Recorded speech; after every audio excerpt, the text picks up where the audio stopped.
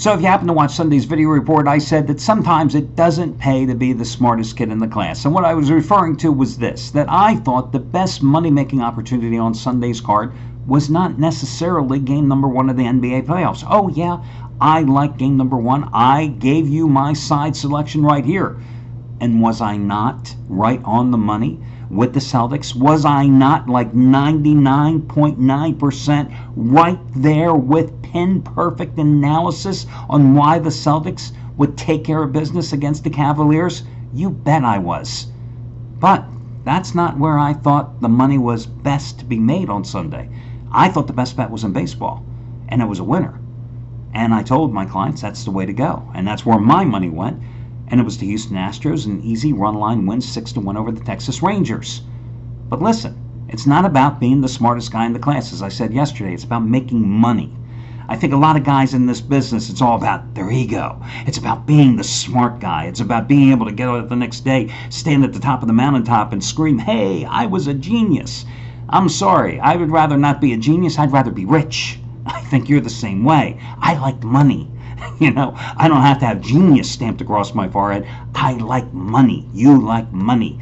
My wife's sitting here over to the corner. I'm in a hotel room in Tampa. I know she likes money because she takes my money and then she gambles and loses at the casino. Although my wife did go to a casino last night, the Seminole Hard Rock. You won money last night. Mm-hmm. Very rare my wife winning money. Trust me, very, very rare. Profit and loss statement on this year's income tax. I think we're just going to put her, like Anthony Red, professional gambler. She didn't win money, I can tell you that right now. But anyway, here's the deal. My analysis was right on the money with the Celtics, and I told you here in the video report that I would have rated the Celtics as a 10-dime play yesterday, but I thought the Astros were a 15-dime play, and that was the stronger play. I also hope yesterday they took advantage of my strategy to go ahead and place a small wager on the Celtics as a big 220 dog in the series as well, because you feel pretty good being up 1-0 in the series. And whether you win or lose game number 2, which we'll talk about tomorrow, you have plenty of opportunities to bail out. So we've got game number 1 of the Western Conference Finals tonight. Now, I'll tell you something. I love the series. Don't like game number 1. Not even in the ballpark of game number 1 like the Celtics yesterday. I'm going to talk about it here on the video report. I'm going to give you a free play in baseball as well, but I think the best bet tonight is once again in baseball, just like the Astros on the run line yesterday, just like the Chicago Cubs were on the run line on Saturday. So I have 2 plays tonight, actually, for customers. I have a best bet in baseball, another top-rated 15-dime play, but also a top-rated 15-dime play on the series selection as well on the Warriors and Rockets. Now, I'll get to the 2 complimentary plays for this video report in just a second. Again, I'm going to break down game number 1 for the Rockets and the Warriors for your side, and a baseball selection. In terms of which handicapper has the big play, Chris Jordan, who has $1 bettors up a little over $61,000 over the past 534 days. Double your wager 2,000-star NBA winner number 28 out of 42. Normally a 1,000-star play, of which he's on a 33-16 run with 1,000-star plays in the NBA. This play is twice as strong. It goes tonight. You get it for over half price off by using coupon code CHRIS. Can't be any easier than that. All the other discounts and coupon codes are over on the homepage. But listen, I'm in the gambling business. I've been in this business now for I really turned to the dark side after getting out of the sports writing business as a reporter officially back in 1989. So I've seen it all. And the fact that the Supreme Court announced today by a 7-2 decision that they were overturning that ridiculous, archaic rule that prevented everybody but the state of Nevada from taking your legal sports bets, it didn't surprise me at all when Governor Chris Christie, probably the greatest thing that he ever contributed to the state of New Jersey, was not accepting the fact that the lower courts kept going against the state when they tried to get that ruling overturned, and the legislature kept, forcing the issue, eventually bringing it to the Supreme Court. I always thought they were going to win.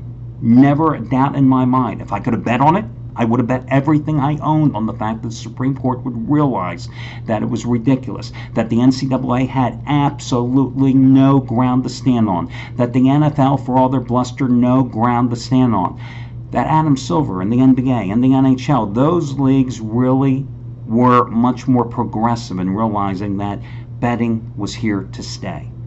Now, what is going to be the after effects of today's ruling? There's already been a lot of speculation. Let me just give you my take from a guy that's been in the business. First of all, the New Jersey casinos knew this was going to happen too. You're going to see kiosks maybe in the next couple of weeks, probably by the time maybe the NBA Finals pop up at some of the racetracks, the racinos, could be in action almost immediately because they've been building their infrastructure all along, because they've known, they felt that confident, a dead mortal lock, shall we say, that it was going to happen. You're going to see the Atlantic City casinos. They're going to have it all ready to go by the time the football season starts. And it's going to be great for Atlantic City. Now, am I going to tell you that Atlantic City is going to turn into the second Las Vegas? No, because let's face it, Atlantic City, Las Vegas. But it's certainly going to help, because the one thing that people have to realize, and I've said it to you many times here if you've never been to Vegas, the amazing thing about gambling in Vegas is when you have the Super Bowl, when you have March Madness, it's that camaraderie, it's that event. Go to March Madness in Las Vegas. Go to any casino. Watch all the games. The cheering, the winning, the losing, because you're there with a guy that bet $5,000, you're there with a guy that bet $5. It's that winning and losing. It's that bonding with everybody else that's there for the same reason on NFL Sunday, a college football Saturday, watching the games. It's no different if you go to your local bar, your local sports pub, watching games. But now you got money involved. It's why you guys watch this video report, because you're a gambler. That's why. Now, imagine if you're in the state of New Jersey, New York, Pennsylvania, Maryland, whatever, you go to Atlantic City for the sporting events, whatever, it's going to resuscitate and help rebuild that town. It's going to make it a little more vital because there's an extra added attraction to go. And oh, by the way, if you have a girlfriend, a wife, a family member, they can go to the beach, they can go to the boardwalk. It helps. Now, other states, there could be a potential, they said 32 states could accept such a legislation and eventually come into the sportsbook industry. Of course, because listen, you know, for the same reason guys go to their local sports bar, etc., on Saturdays and Sundays to watch the games. Well, now if there's gambling at little local racetracks, whatever, add an incentive to go and do it there and watch the games. So you have that fringe benefit. In the states that eventually have sports gambling, you are also going to eventually have app wagering, mobile wagering, maybe telephone wagering. You know, if you're a resident in New Jersey, you'll probably be able to do it in New Jersey the same way that you can play online casino games, etc. Listen, it's going to definitely put a crimp into the offshore sports betting industry. Best thing in the world. I hope it kills that damn industry. Biggest problem with that industry from day number one is that if you win, you always have to worry whether you're going to be paid. That's the bottom line. And you know, the average offshore sports bet is about $12 to $16. If you win, if you accumulate wealth, where are you going to get paid? It's the biggest question we've always been asked here at customer service in the 16 years since I developed these sites. Are you going to get paid? Who would you recommend? We've never recommended anybody because we've never had an affiliation with any of these companies. We've never taken advertising from any of these companies for that reason. Well, two reasons. One, it's not exactly legal. There's always been a gray line, and I've never wanted to go to jail. I like making money. I don't need to make that much money. And two, because I have to always, you know, maintain the integrity of the sites. So, you know, the problem with these offshore sportsbook, most of them are based in third world countries like Costa Rica, for example. Many of them owned by American businessmen that are making a lot of money on your money that's going offshore rather than going to places here in the United States and letting the United States benefit from the tax benefits as well. You know, now this money will flow to companies here, U.S. based. But aren't you going to feel more secure betting through companies here that when you place your wager, you're going to get paid? Absolutely. So it's going to hurt that business. Now, the other thing, understand, there is no more Joe the bookie. You know, Joe the bookie, he's a middleman. You know, those wagers, he's taking your action, but his action is actually, your action is actually going and most likely being placed through an offshore sports book anyway, but he's the handler for the money. Now, the guys that are betting the big money, you know, $500, $5,000, $10,000 on the game, they're not calling up XYZsports.com someplace and, you know, placing those bets online. They're going through Joe the bookie. again, those bets are really being laid off someplace else, but it's not going to really affect that action whatsoever.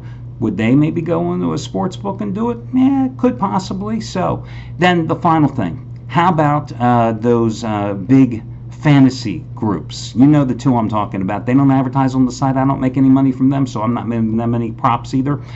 What did one of them announce today? Absolutely. Absolutely they're getting in the sports betting industry. Gee, did we see that coming? We knew that was coming.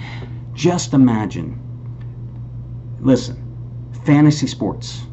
It is betting. We've always known it. They've always said, oh, no, it's a game of chance. It's a game of skill, blah, blah, blah. It's sports betting. I'm just going to give you an analogy. Not that it's true. Could marijuana lead to meth?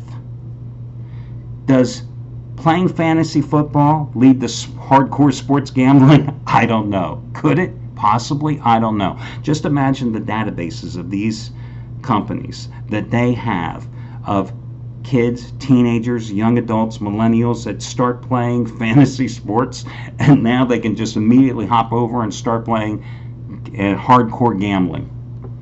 Boy, could that be an evil path of destruction and losing for people that don't know what they're doing. So, just a couple of observations. Let's talk about these games tonight. Houston and Golden State, I think it's a fascinating series for a number of reasons. You have a Warriors team that's number one in defensive efficiency in the playoffs, giving up just 99.3 points per 100 possessions. But let's keep some perspective here.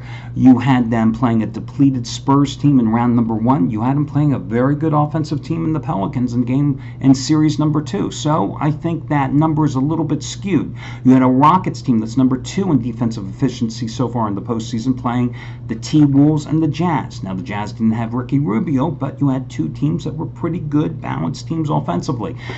I think that you have two teams that give you all types of matchup scenarios that their coaches can put out there. They can go big, they can go small, they can, like, look at the Rockets. They can go with James Harden and go with four guys around him, the defenders. They can put out Chris Paul at different times. You have the Warriors that can go big or small. I mean, the versatility that these two teams have and the counter moves that their coaches can give you, just amazing. Now, in terms of coaching acumen, Steve Kerr, much better coach of the two. Much better.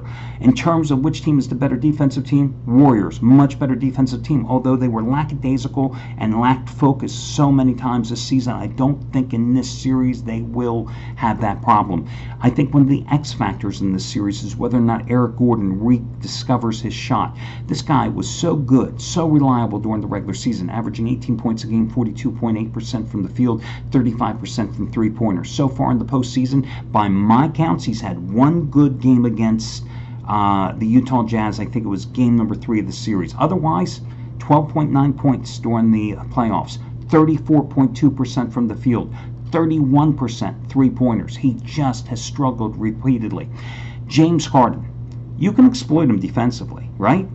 James Harden, remember how he just flamed out last year in the postseason? That's why they went and got Chris Paul. Now, can James Harden be exploited once again here? Clint Capella, great series against Utah, great series. Clint Capella going up against Draymond Green. I think Draymond Green can take him out and eat him for lunch. But again, it comes down to matchups. How are they going to play him in this series? Klay Thompson has always had a great success against James Harden. But again, now they got Chris Paul out there. So I think it's really interesting here on the styles that you have. You have a Houston Rockets team that's a great isolation team. With Paul and Harden. You have two teams that love to shoot three-pointers, and yet you saw in the Utah series when Houston decided to go back to more with the mid-range jumpers. You have a Golden State team that is outstanding in terms of sharing the ball, where Houston is not necessarily a team that has great ball movement because they're so rapidly launching those three-pointers. First guy gets the ball, boom, launches the three. Game number 1 tonight. It's a tough game to choose. I mean, Houston's a 1.5 point favorite. Home court advantage. They work so hard to get it. Do they defend it tonight? I'm telling you, I think it's just going to be a rocking place tonight at the Toyota Center. I can see the Rockets come out here and just jump out to the big lead and take game number one. Wouldn't surprise me at all. I can also see the Warriors coming out here and showing you why they are the defending champions, and Steph Curry having a big game and Draymond Green pulling up a strong defensive effort. I like Golden State. It's just a hunch. I'm telling you, it's just a hunch. I can see the game going either way, but I like Golden State in game number one. I loved the Celtics yesterday, right? And they were only a 10-dime play in my parlance here on the video report. But it's just a hunch. I like Golden State. Now, in baseball tonight, I like the Houston Astros on the run line tonight. They're taking on the Angels in Anaheim. Astros on a 10-2 roll on the road. They lost the series opener at home against Texas on Friday night 1-0. They bounced back with consecutive 6-1 wins the past 2 days. Of course, yesterday I had them on the run line at home. This is an Astros team that averages almost a run and a half more on the road than they do at home. They're going with Lance McCullers Jr. 1.97 earned run average in his last 5 starts. 4-0 in 5 road starts this season, despite a 4.67 earned run average. But again, they average much more offensively on the road than at home, so they give him a lot of offensive support. He's always pitched well against the Angels. 3-1 in 9 career starts against LA with a 1.78 earned run average. Andrew Heaney going for LA. 6 started the season. First 5 starts, he has a 4.78 earned run average. Again, Astros have won 5 of their last 6 overall, 10-12 in their last dozen on the road. I'm going to go with the Astros. They're minus $1.35, laying the 1.5 runs. Those are your 2 comp plays. I wish you well, guys, and talk to you again tomorrow when we do this again.